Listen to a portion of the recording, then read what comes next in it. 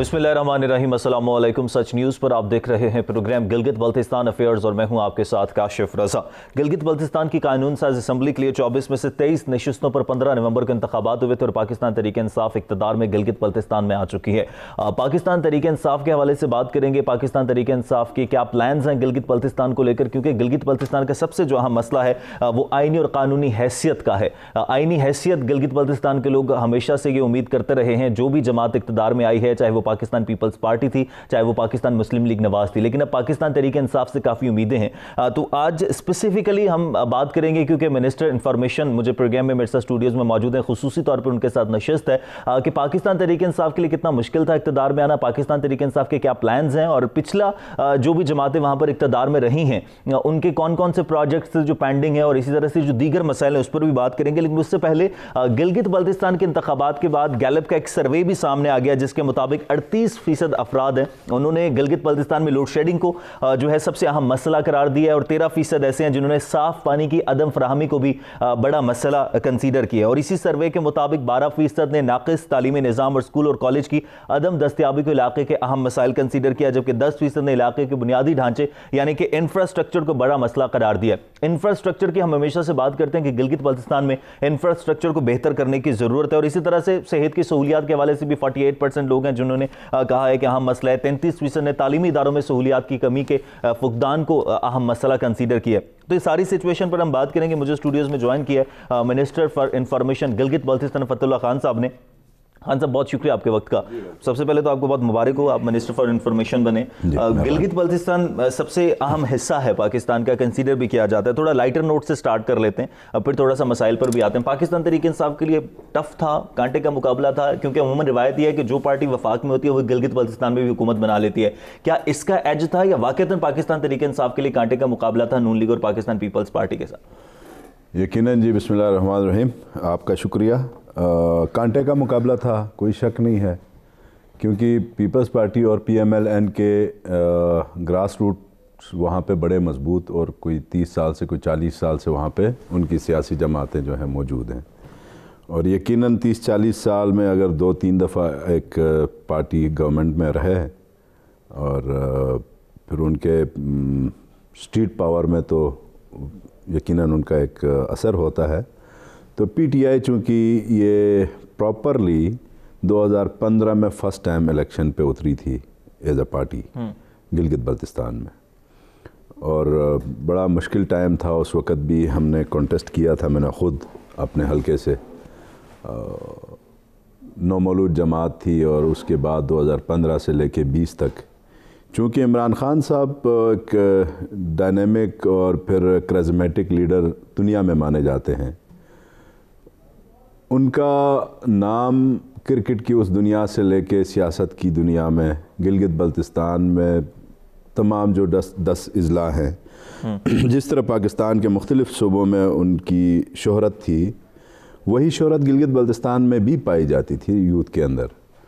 बस हमने 5-6 सालों में 2015 से 20 तक तहरीक इंसाफ का झंडा और उनका मंशूर, वो घर घर गली गली कूचा कूचा हमने एक तंजीमी स्ट्रक्चर जिसको सैफुल्लाह खान नियाज़ी साहब जो हैं वो लीड कर रहे थे, उनकी क़यादत में हमने भरपूर इस पार्टी के मंशूर को पहुंचाया और ग्रास रूट लेवल में एक ऐसा स्टेज अल्हम्दुलिल्लाह हम समझते हैं 2018 से लेकर 20 तक के जो 2 साल हैं, छोटे से छोटे इवेंट में हमारे पास एक अच्छी तादाद यूथ की जमा हुआ करती थी गिलगित शहर में, चूँकि मेरा अपना हल्का शहर में है। मुश्किल ज़रूर था, वो कहते हैं ना, where there is a will there is a वे।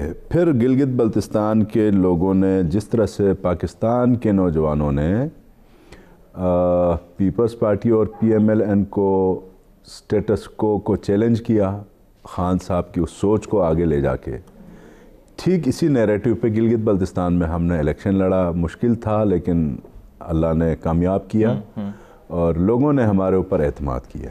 पाकिस्तान तहरीक इंसाफ के बुनियादी तौर पर गिलगित बल्तिस्तान को लेकर प्लान्स क्या हैं? देखें, जिस तरह आपने जिक्र किया अपने इंट्रो में, पीने का साफ़ पानी गिलगित बल्तिस्तान के लोगों का मसला है। ندی نالوں کا پانی لوگ مجبوراً پی لیتے ہیں اور اس میں جرمز جو موجود ہوتی ہیں آپ کو پتہ ہے، بیکٹیریا مطلب اورینٹڈ پانی ہے.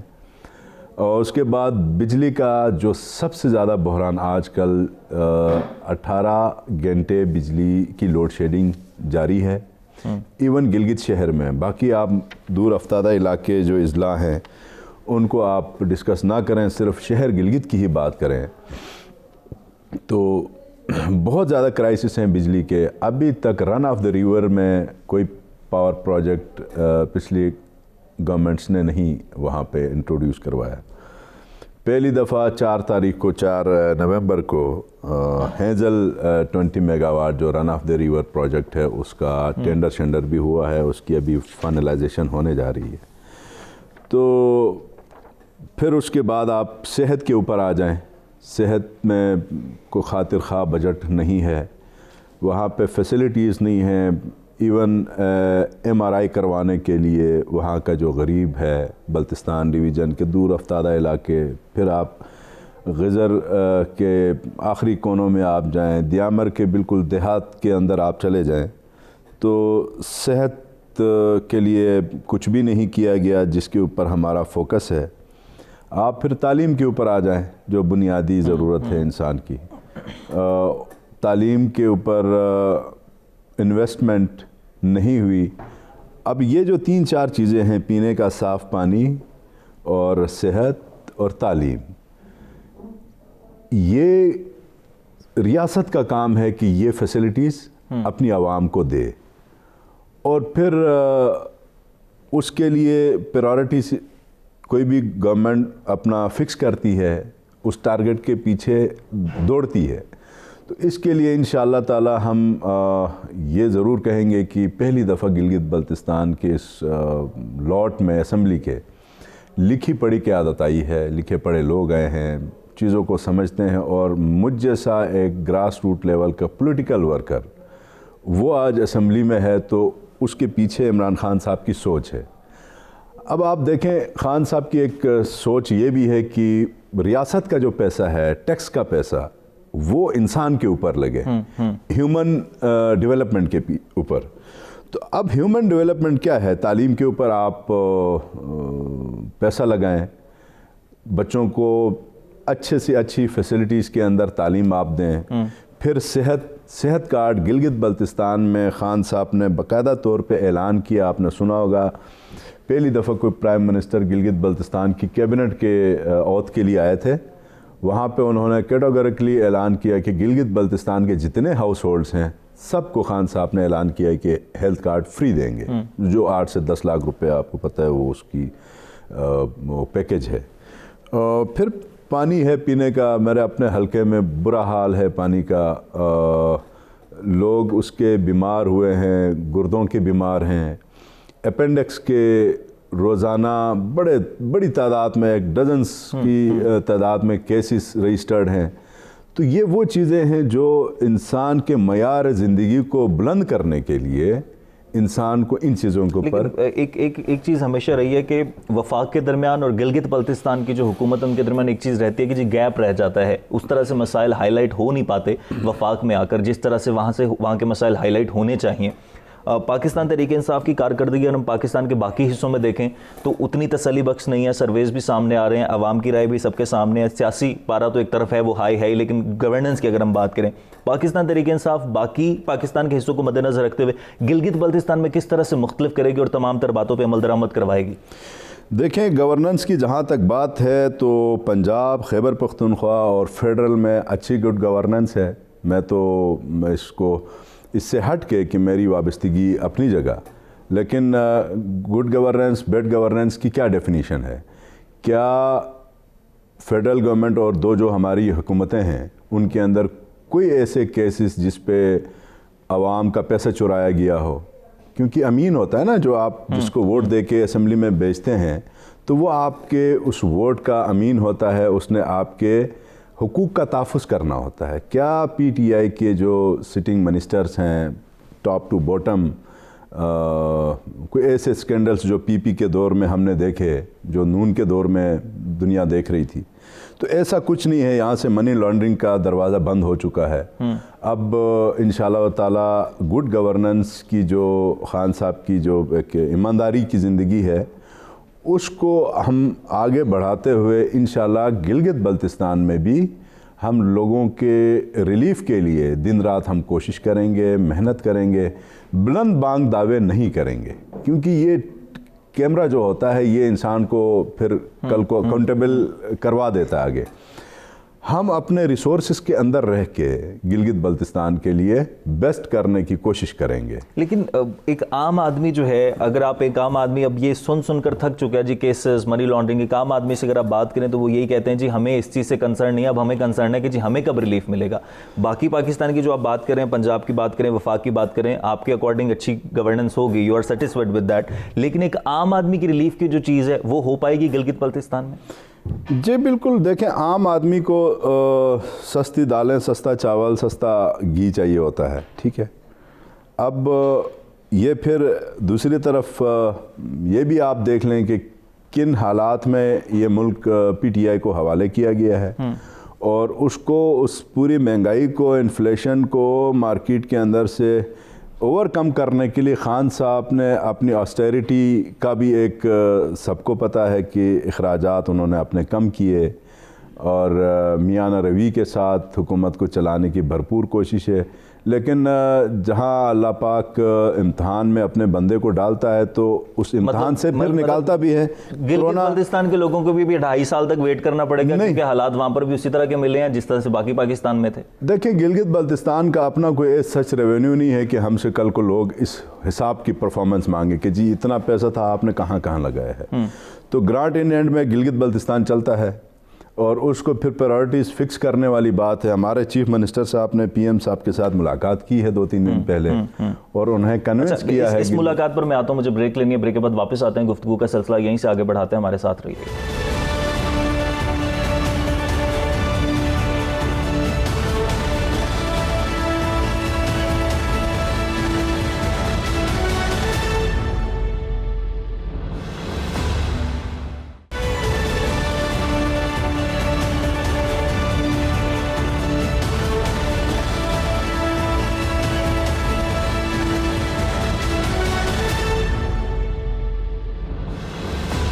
اور جی ویلکم بیک، بریک کے بعد واپس آنے کا شکریہ۔ اور فتح اللہ خان صاحب، minister for information Gilgit Baltistan, ہمارے ساتھ موجود ہیں۔ اب وزیر اعظم سے چیف منسٹر کی ملاقات کی بات کر رہے تھے، ملاقات میں اہم مسائل ڈسکس ہوئے ہیں، کچھ پازیٹیوٹی ہے سب کچھ؟ یہی گلگت بلتستان کا جو آئینی حقوق ہیں، جو اس وقت کمیٹی بھی بنی ہے، آپ کو پتہ ہے منسٹر علی امین گنڈاپور صاحب کی سربراہی میں، اور پھر اس کے علاوہ صحت، بجلی، پانی اور اسپیشلی ٹورزم کو فوکس کرتے ہوئے یہ ساری چیزیں سی ایم صاحب نے پرائم منسٹر صاحب کے ساتھ ڈسکشنز کی ہیں اور بڑی فروٹفل رہی ہیں۔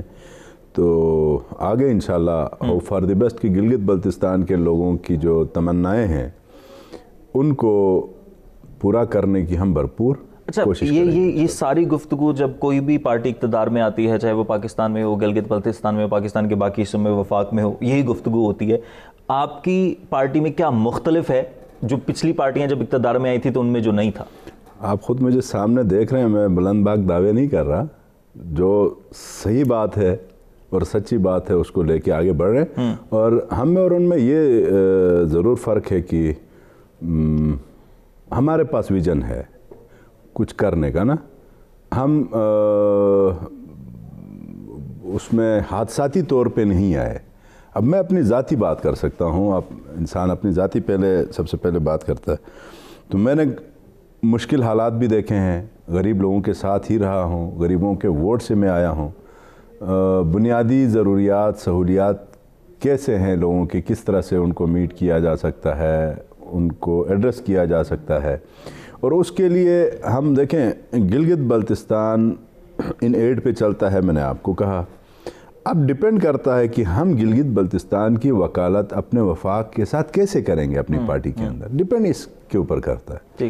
تو اب یقیناً ایک نئی سوچ، لکھی پڑھی سوچ ہوگی، اپنی لیڈرشپ کو کنونس کرے گی جناب یہ ہمیں آپ کر کے دیں، یہ ضرورت ہے، تو وہ پھر وکالت کرنی ہے اور وکالت انشاءاللہ ہم اچھی کر لیں گے۔ آئینی حیثیت سب سے بڑا مسئلہ ہے گلگت بلتستان کا کہ جب تک آپ اسمبلی میں آپ ہوں گے نہیں تو آپ اس طرح سے بہتر طریقے سے مسائل کو ڈسکس نہیں کر سکیں گے، لا نہیں سکیں گے مسائل کو۔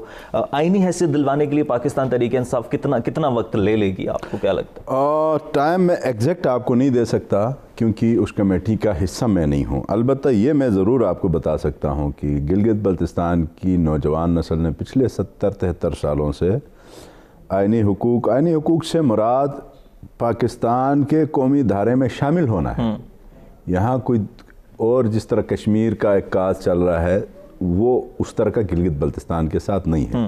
ہم آلریڈی پاکستانی ہیں، الحمدللہ غیرت مند پاکستانی ہیں، حصہ ہیں پاکستان کا، صرف اس نقشے کے اندر اور آئین کے اندر پروٹیکشن مانگ رہے ہیں، کانسٹیٹیوشن میں پروٹیکشن مانگ رہے ہیں۔ تو اس پروٹیکشن کے لیے اب کمیٹی بن گئی ہے، اس میں ہمارے چیف منسٹر صاحب خود گلگت بلتستان سے نمائندگی کریں گے۔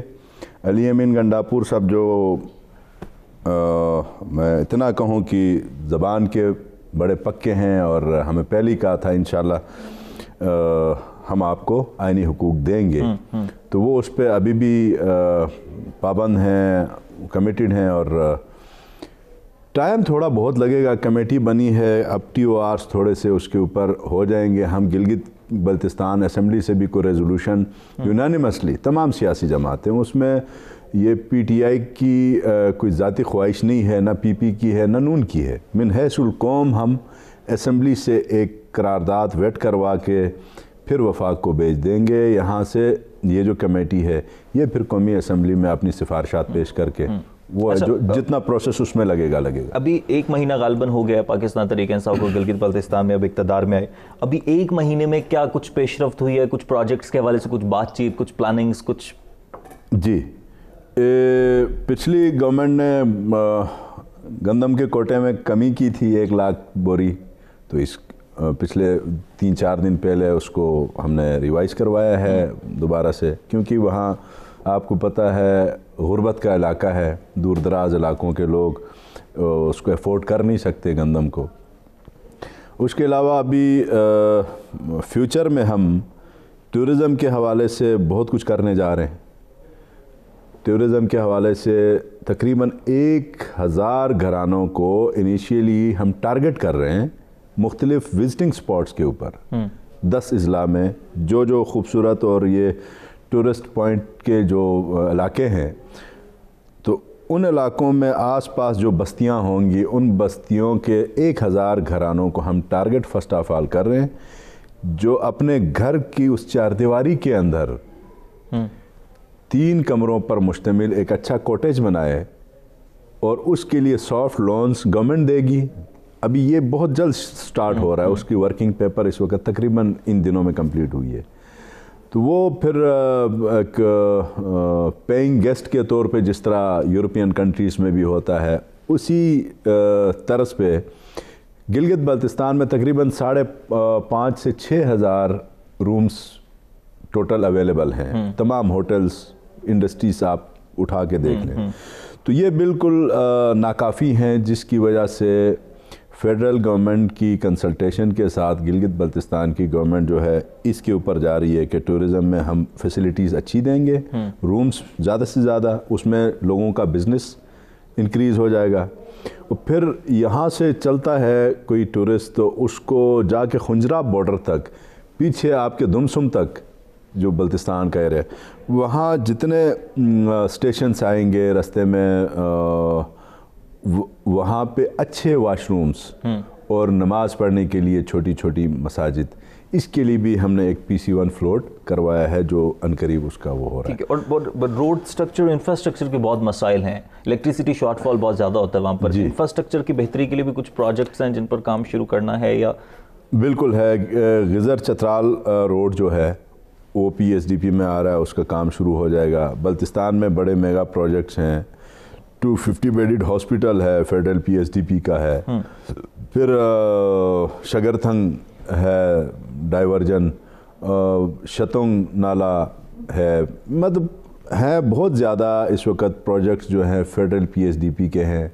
پھر ہمارے ADP کی بھی پروجیکٹس ہیں جن کے اوپر ایکسپیڈائٹ کریں گے کام، کوشش ہوگی کہ تیزی سے آگے بڑھے، क्योंकि हम समझते हैं कि आवाम के नौयत के जो काम हैं उनके ऊपर कंप्रोमाइज़ ना हो, ज़ीरो टॉलरेंस के साथ उसके ऊपर काम अच्छा, जारी रहे। पिछली हुकूमत हाफिज साहब थे, उन्होंने कौन से प्रोजेक्ट्स थे जो शुरू किए और जो अभी तक पेंडिंग है और पाकिस्तान तहरीक इंसाफ को उन्हें मुकम्मल करना पड़ेगा? क्योंकि गालिबन उन्होंने एक पूरी किताब भी लिखी है जो हमारे शो में वो लेकर भी आए थे कि जी ये सारे प्रोजेक्ट हैं जो हमने शुरू किए थे, मुकम्मल भी हो गए और कुछ पेंडिंग है।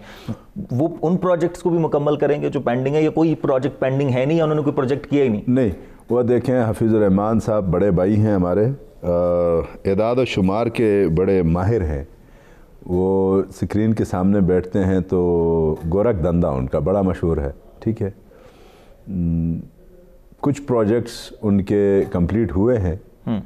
इस वक्त जो ऑन गोइंग प्रोजेक्ट्स हैं वो प्रायोरिटीज़ पे हैं, पीटीआई की फर्स्ट प्रायोरिटी पे कि उन्हें हम कंप्लीट करें। जो अप्रूव्ड स्कीमें हैं, जो इस वक्त ऑन गोइंग स्कीमें हैं, जिनके ऊपर अगर 10 रुपये भी लगा है तो वो काम जारी है।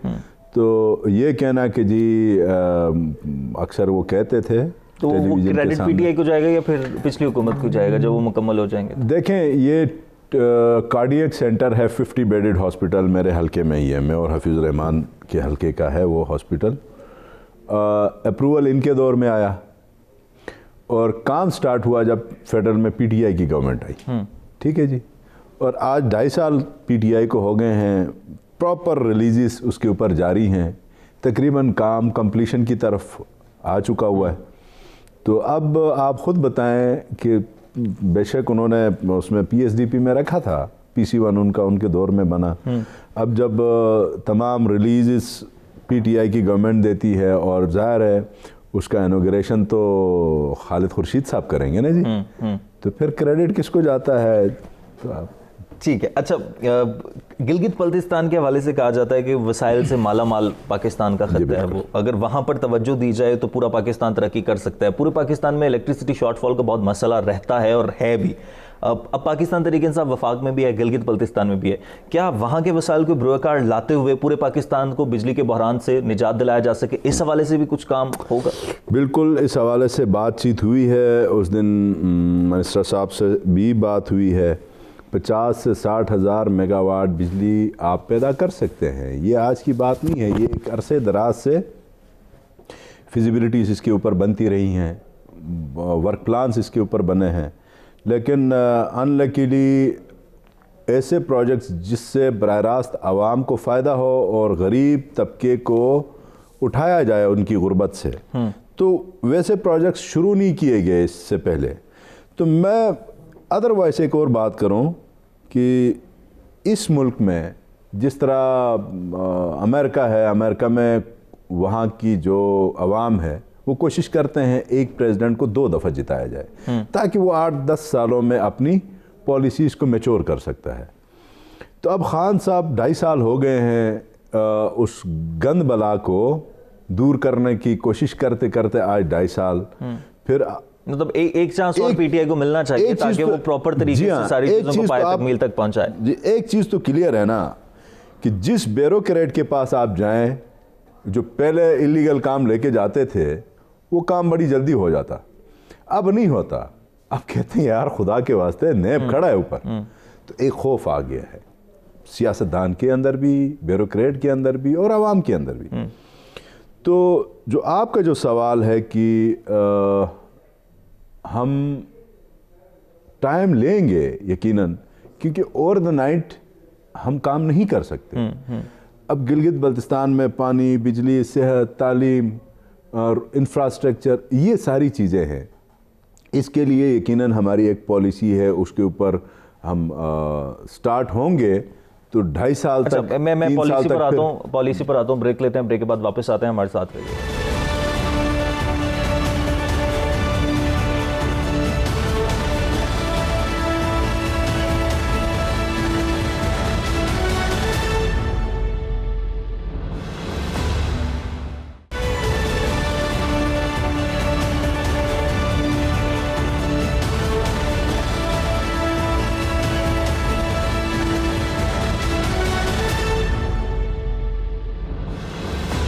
ऑलराइट जी, वेलकम बैक। ब्रेक के बाद वापस आना शुक्रिया। खान साहब, पॉलिसीज़ की बात हो रही है। अब हम शोज़ जब करते हैं तो मुख्तलिफ मेहमान हमारे पास होते हैं, एनालिस्ट भी होते हैं, जर्नलिस्ट भी होते हैं, गिलगित से उनका खास तौर पर ताल्लुक होता है। एक चीज़ बड़ी कही जाती है कि माइंस एंड मिनरल्स के हवाले से तवज्जो नहीं दी जाती, उस हवाले से पॉलिसीज़ लाना, बहुत ज़्यादा पॉलिसी बनाना ज़रूरी है।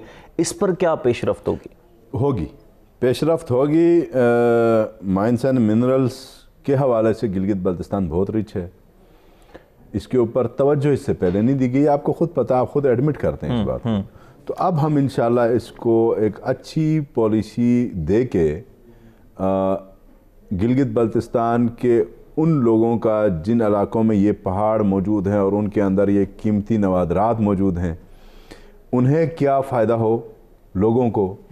फिर उसके साथ साथ हमारा एक अगर इन्वेस्टर आ जाता है, बैनुल-अक़वामी सतह से आते हैं, पाकिस्तान से कोई आता है, तो उसके साथ हम किस तरह से उसे भी फ़ायदा हो, आवाम को भी फ़ायदा हो, तो इस पर इंशाल्लाह पॉलिसीज़ हम बनाएंगे।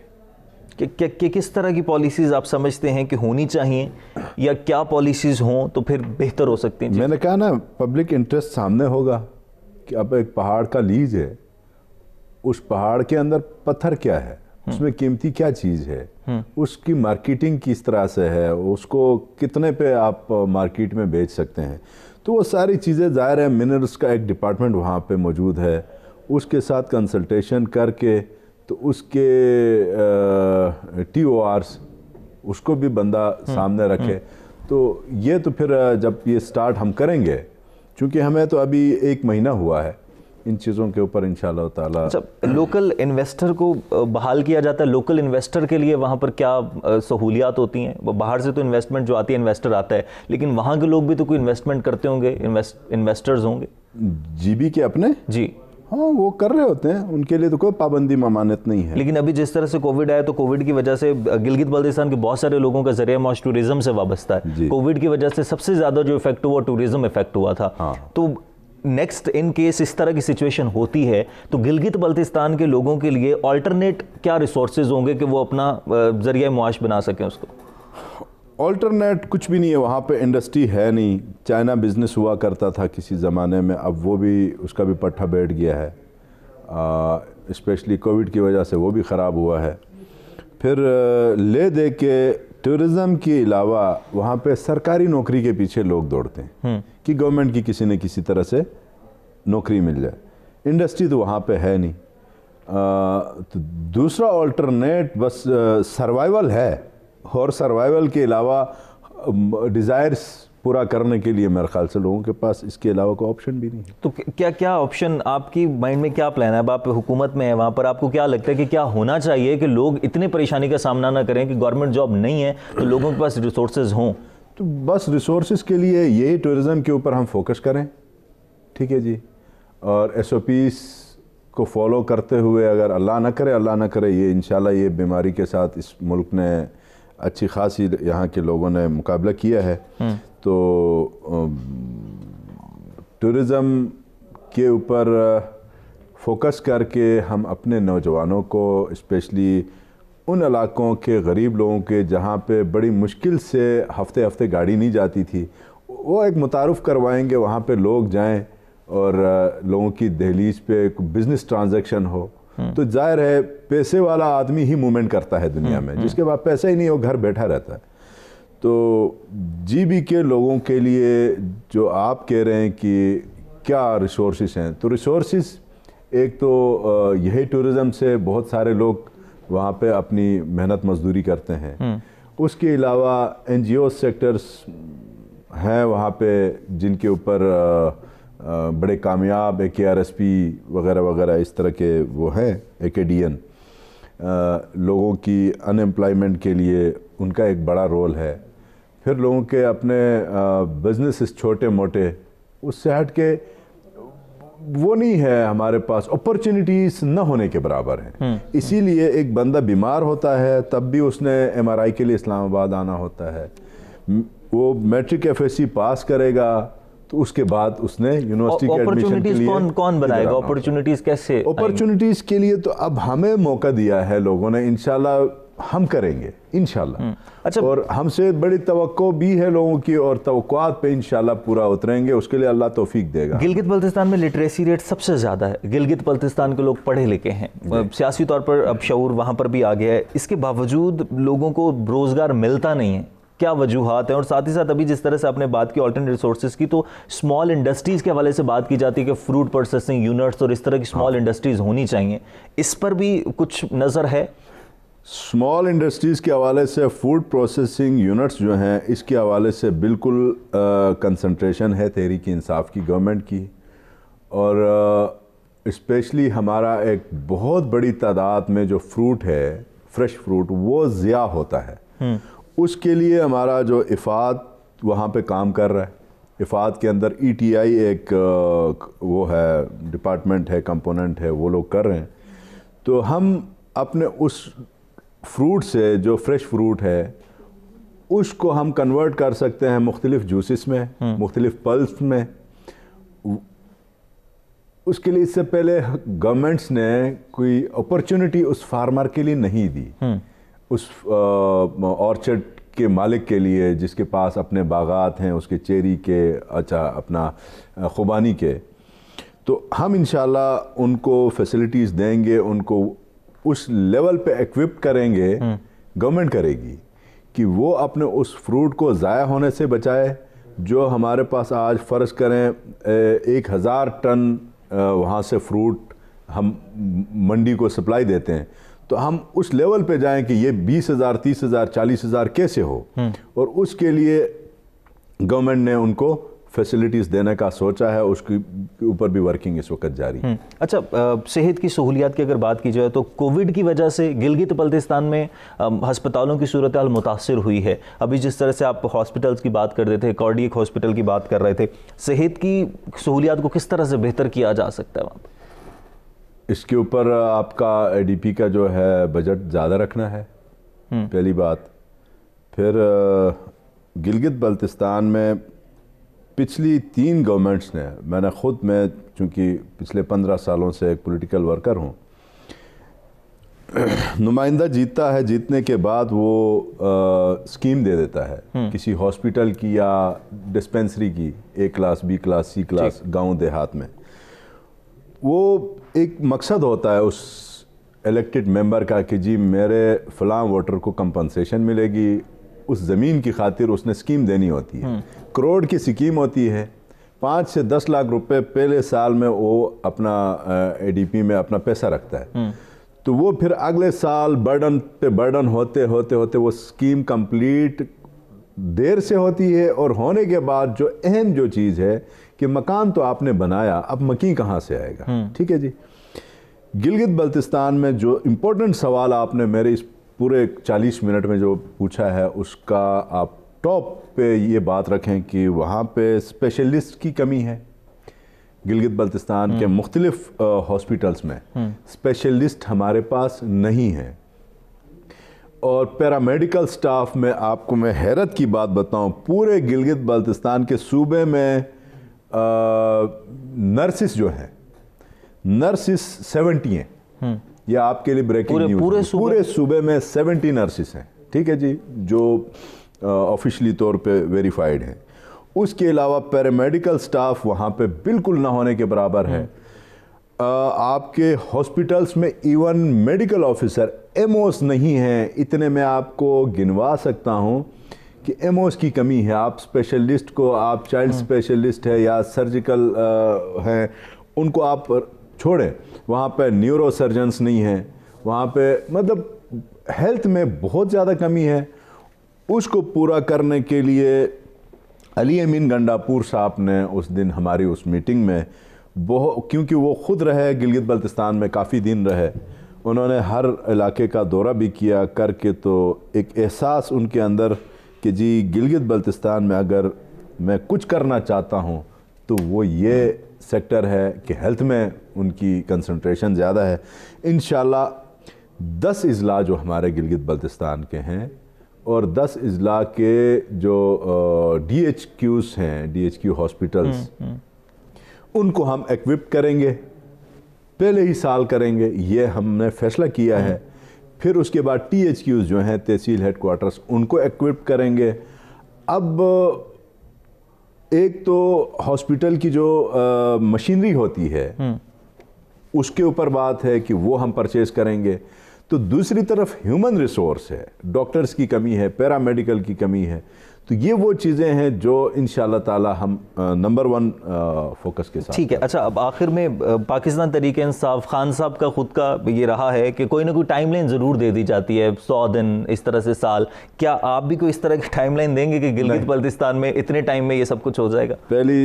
پہلی گورنمنٹ ہے شاید کسی بھی صوبے کی کہ جس نے بلا وجہ بغیر سوچے سمجھے 100 دن کا پلان ہم نے نہیں دیا. لیکن آپ کی جماعت نے دیا تھا, وفاق میں تو دیا تھا 100 دن کا پلان. ہم صوبے میں تھوڑا سا دیکھیں نا, انسان تو اپنے اس سے سیکھتا ہے نا.